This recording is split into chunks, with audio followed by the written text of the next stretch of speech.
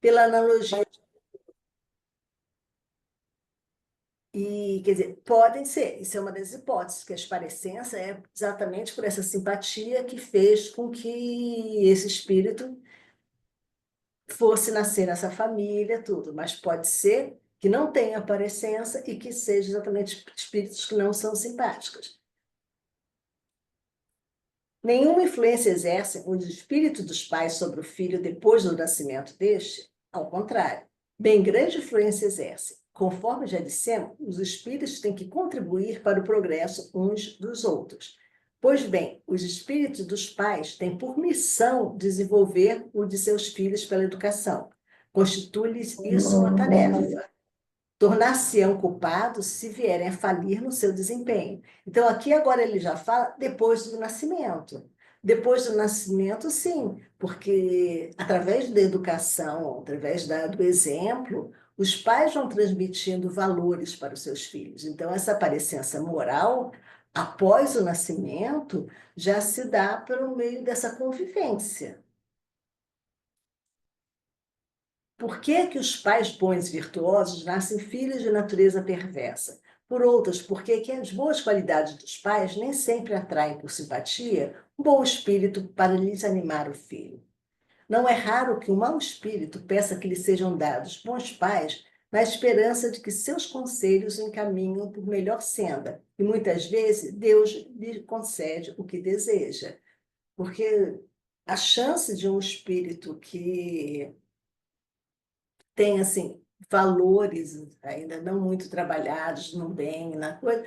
Se ele nasce numa família de malfeitores, todo ele vai o quê? Ele vai a tendência, se ele já tem essa olhar para o mal, que ele se desenvolva mais. Então, às vezes, ele pede que nasce numa família com os valores, tudo para que ele consiga tentar trabalhar esses valores. Às vezes ele consegue, às vezes a vontade de mudar dele é grande, ele consegue aproveitar isso para aprender. Só que muitas vezes ele encarnado aqui esquece até que pediu tudo e acaba o contrário, ele se revoltando em relação aos que os pais tentam passar tudo e não aproveitam. Mas isso é o quê? É de cada um, é a escolha, o livre-arbítrio de cada espírito. Em suas novas existências, conservará o espírito traços moral das suas existências anteriores? Isso pode dar-se, mas melhorando-se, ele muda. Pode também acontecer que sua posição social venha a ser outra. Se de senhor passa a escravo, inteiramente diversos serão os seus gostos e dificilmente o reconhecerias. Sendo o espírito sempre o mesmo nas diversas encarnações, podem existir certas analogias entre as suas manifestações, se bem que modificadas pelos hábitos da posição que ocupe, até que um aperfeiçoamento notável lhe haja mudado completamente o caráter, porquanto, de orgulhoso e mau, pode tornar-se humilde e bondoso, se arrependeu. Então, assim, alguns aprendizados vão se incorporando a esse ser espiritual. Então, depois que ele realmente já aprendeu, ele, em outras encarnações, mesmo esquecendo como foi a experiência anterior, de encarnação anterior, ele vai considerar esses valores, porque esses valores já estão incorporados ao espírito.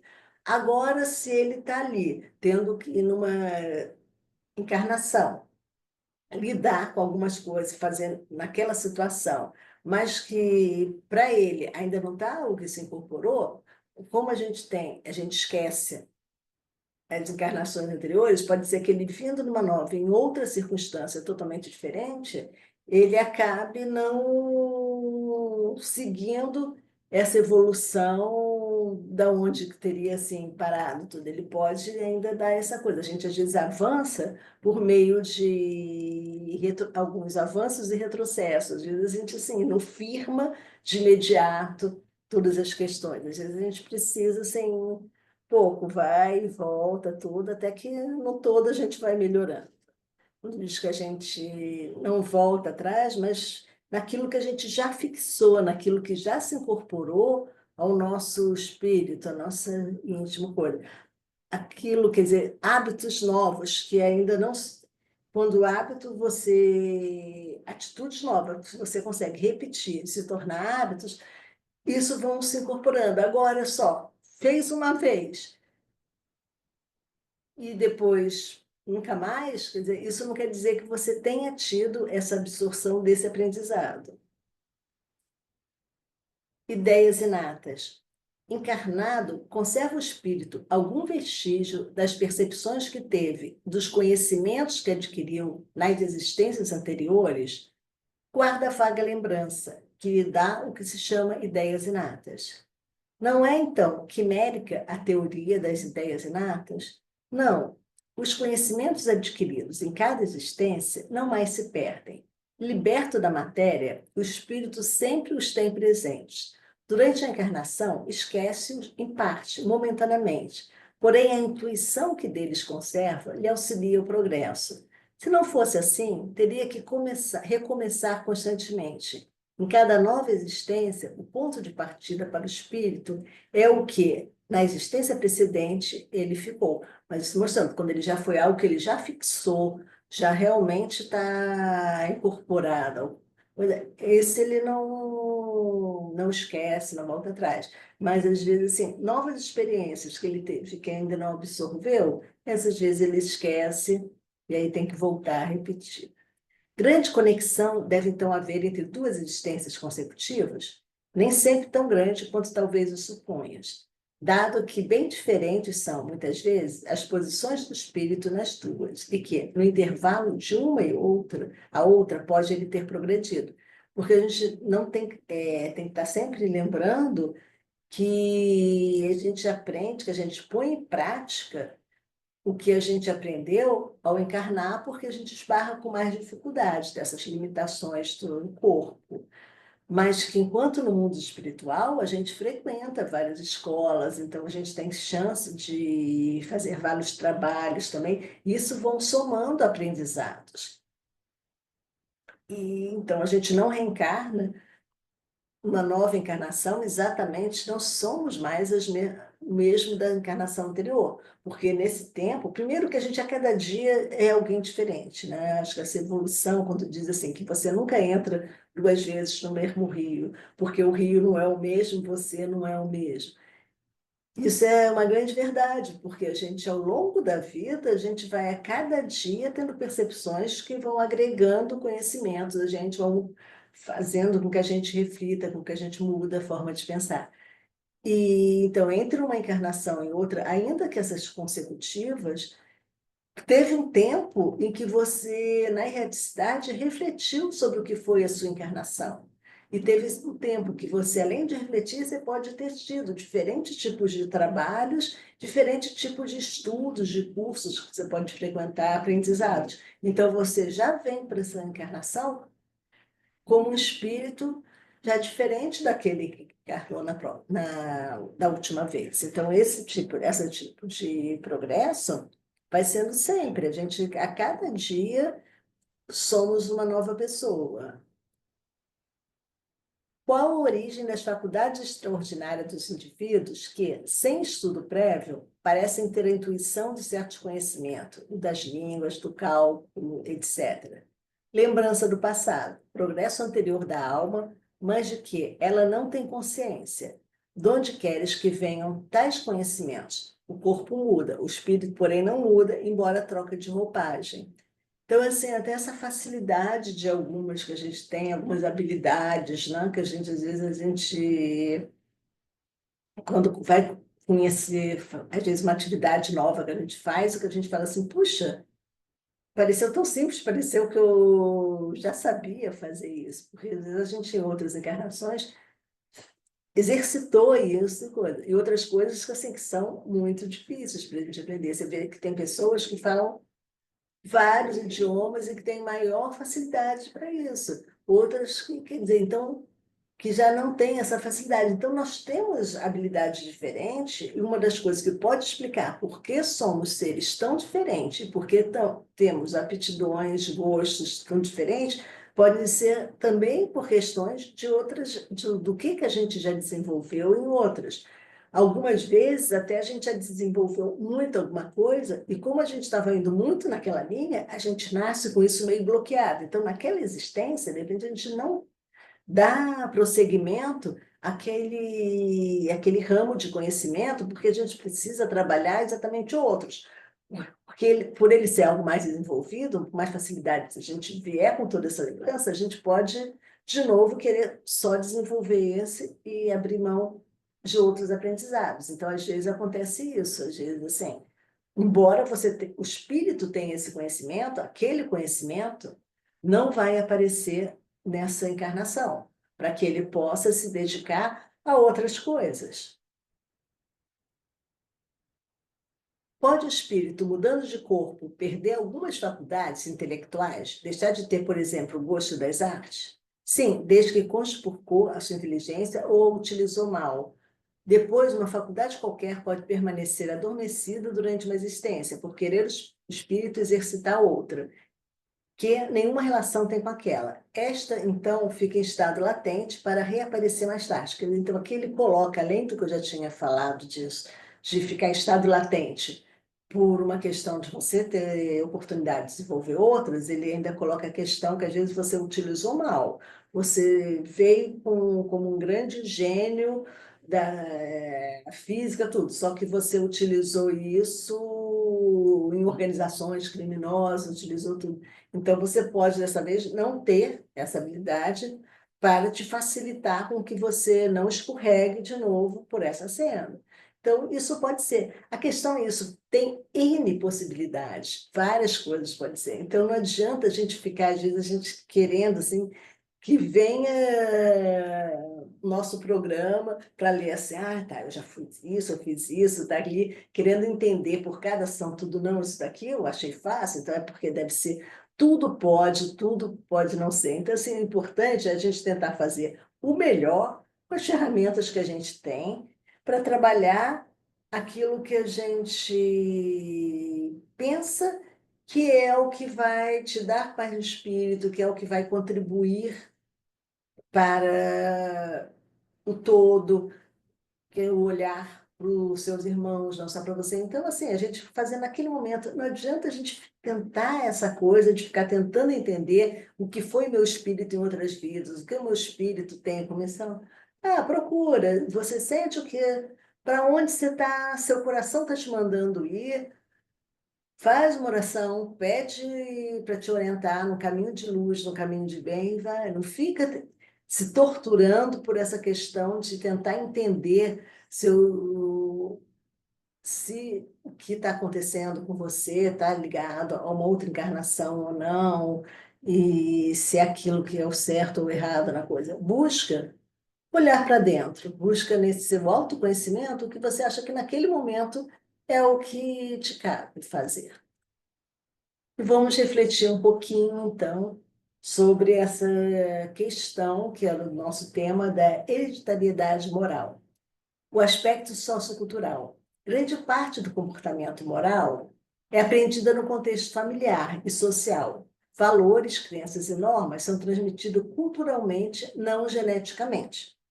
Importantíssimo, você não nasce com esse gene para esses valores. Isso você pode ter trabalhado no seu espírito, seu filho. Mas acontece que tem toda uma parte de educação, porque a gente falou que isso é muito importante, da gente lembrar. A missão dos pais nessa etapa, o ambiente que é doméstico, o ambiente social, a escolha da escola, como é importante, a escolha dos meios, mesmo que não falando de criança, mas a escolha dos meios onde a gente está, porque dentro de cada grupo, né, social se desenvolve alguns valores que são inerentes àquele grupo. Então, a gente tem que buscar com os quais que a gente se afina e quais que a gente quer desenvolver. Isso é sempre uma escolha, é sempre livre-arbítrio. Mas em relação às crianças, quer dizer, é o dever dos pais cuidarem para que ela tenha o melhor em exemplo, em instrução, né, toda parte. Então, crianças aprendem o que é certo ou errado, observando os pais, professores e a sociedade. Então, é muito importante, porque a criança está observando sempre tudo. A gente estava conversando um pouquinho antes de começar, né, o estudo, e falando exatamente disso, como as crianças estão atentas, como as crianças perguntam, como hoje Então, as crianças se sentem mais livres para perguntar. Não que as crianças da nossa época não perguntavam, mas a gente, assim, recebia logo um, tipo assim, não se entra em conversa de adulto, não fala com... E bloqueava esse tipo de comportamento. Mas que hoje as crianças, assim, elas estão ouvindo tudo, estão antenadas e perguntam tudo. Então, é através disso que elas já vão desenvolvendo livre-arbítrio, capacidade crítica e vão entendendo o que é certo e o que é errado.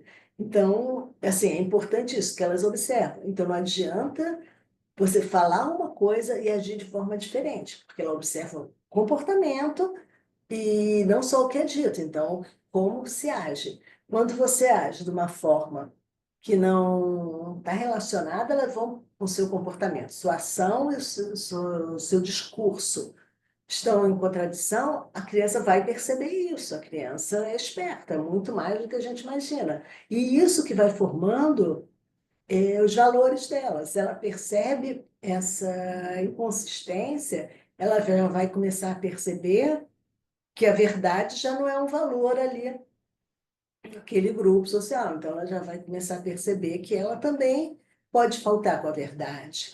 Então, a importância disso, da gente não só o que se fala, como e principalmente o exemplo que se dá. Então, as crianças vão aprendendo isso nos pais, professores e a sociedade. Então, tá atento a que escola você vai colocar, que sociedade, que grupo de amigos que vão ter, onde está indo, que tipo, e atualmente, mais difícil ainda é que sites está vendo, né? Que YouTube, minha sobrinha neta, 6 anos, já me perguntou qual era meu YouTuber favorito. Eu, como? Pois é, de coisa que a gente não imagina, mas ela já olha o YouTube, ela já tem o dela. Eu perguntei qual era o dela, tudo. Então, assim, é importante saber que tipo de informação uma criança está tendo acesso, porque essa informação está contribuindo para a formação dos valores dela. E experiências de vidas no ambiente familiar ou em comunidade têm um papel significativo na formação moral. Então, a importância de somos seres sociais, dessa convivência em ambientes familiares e em comunidades. A criança não pode ficar isolada no seu mundo, não se pode, assim, deixar muito tempo de tela, muito tempo de coisa e afaste do convívio com pessoas, porque é muito importante, nessa época de crescimento, desenvolver habilidades de se comunicar com outros, habilidades interpessoais.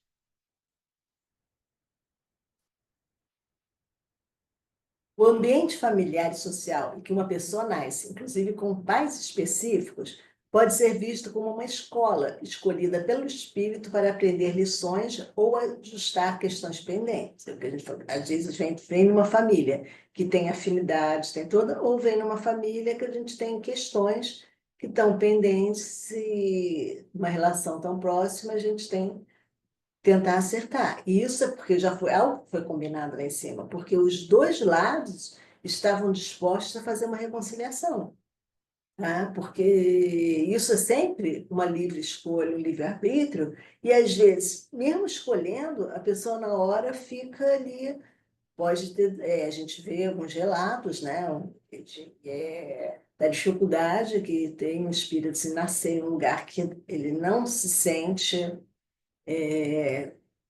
com afinidade, mesmo sabendo da importância disso. Então, assim, temos que sempre perceber isso, que essa escola é muito importante.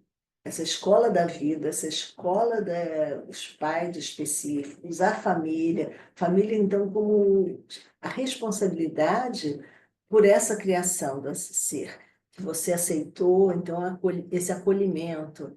E a família não é só um ser que aceitou como os pais, porque a família é tios contribuem à educação, avós contribuem, né? Primos entre si também estão contribuindo no crescimento, às vezes até mais próximo, né? Que em determinada fase da vida, os primos vão estar conversando muito mais entre si, vão estar compartilhando experiências com mais facilidade do que compartilha, às vezes, com o pai, com os tios. Então, quando a gente olha em família, a gente olha isso, e a importância de onde frequentam também os amigos, os colegas, porque tem essa macro-família. E esse ambiente todo, familiar e social, que vai contribuir para essa formação da pessoa, para o desenvolvimento dela nessa encarnação, para que nessa encarnação ela consiga progredir, ela precisa desse contexto em que vai lhe favorecer isso.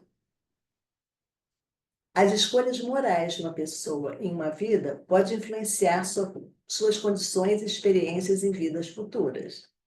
Sim. A importância da gente pensar isso. O que você escolhe numa vida não fica só aqui nessa vida, não.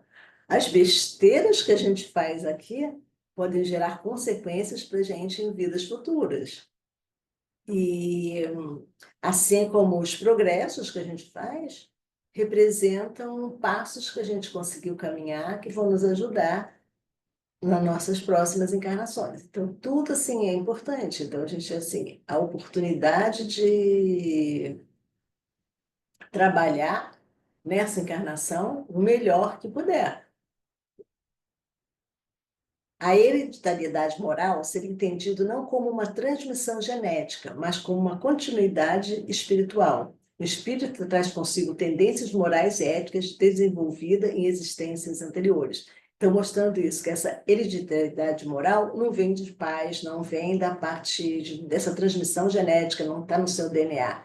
Essa hereditariedade moral é hereditária de você com você mesmo, né? Quer dizer, está mostrando é a continuidade do você como espírito que vai agregando valores através de cada experiência, você agrega algum conhecimento, alguns valores, algumas coisas. Então, não há você não passa, não é hereditariedade no sentido de transmissão para um outro, mas é a de continuidade de que o espírito não está naquele momento vivendo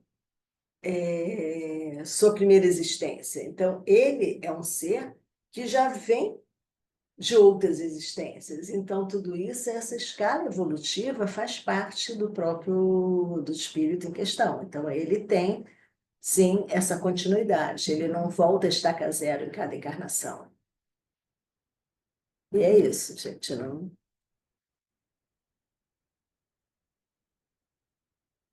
Ficando meio curtinho, né? Mas se quiserem conversar um pouquinho.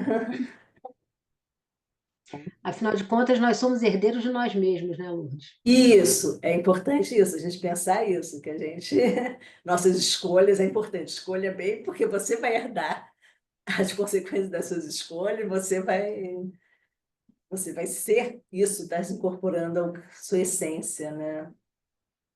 Dá Isso para depois aí. falar, escolhe bons pais, porque aí eu esqueço tudo, não, e aí começa de novo a partir doação de pedacinho de espírito dos outros. Não, você tem que fazer sua parte.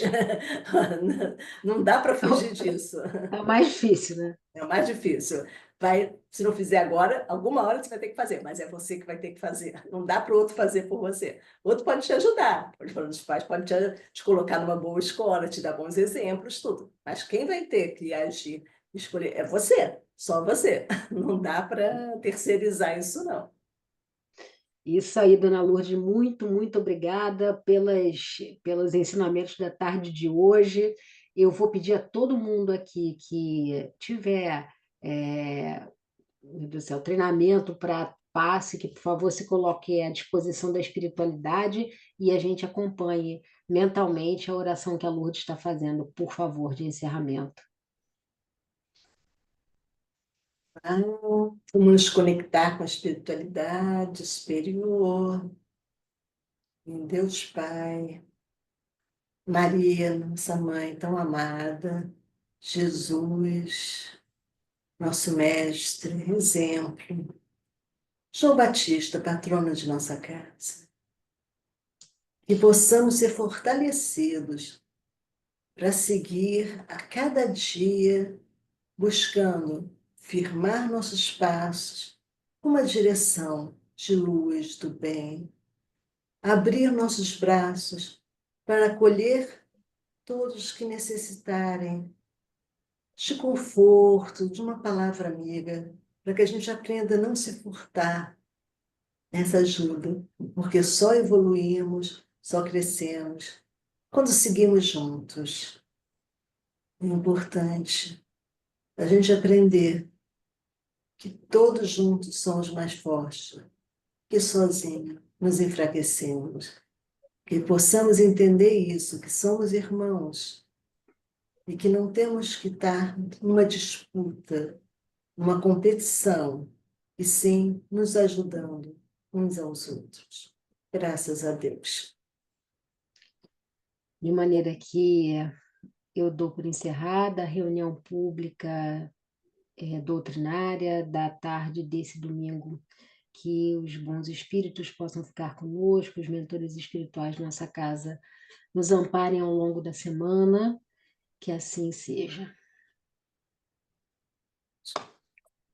Bom, Obrigada, Lurdinha. Seu Armando, Vera.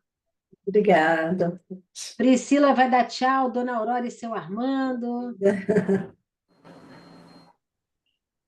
Vocês Gente, dormiram? Foi rápido, não deu para dormir, não. Vera, você está sem som, não estou te ouvindo. Atenção. Não deu. oi, Carmen. Oi, boa tarde. Foi muito bom. Gostei.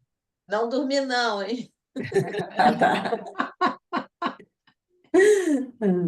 Gente querida, muito bom domingo para vocês, tá bem? Nos vemos ao longo da semana. Tchau, então. Beijo. Valeu, pessoal. Bom domingo. Bom Obrigada, domingo. bom domingo. Tchau.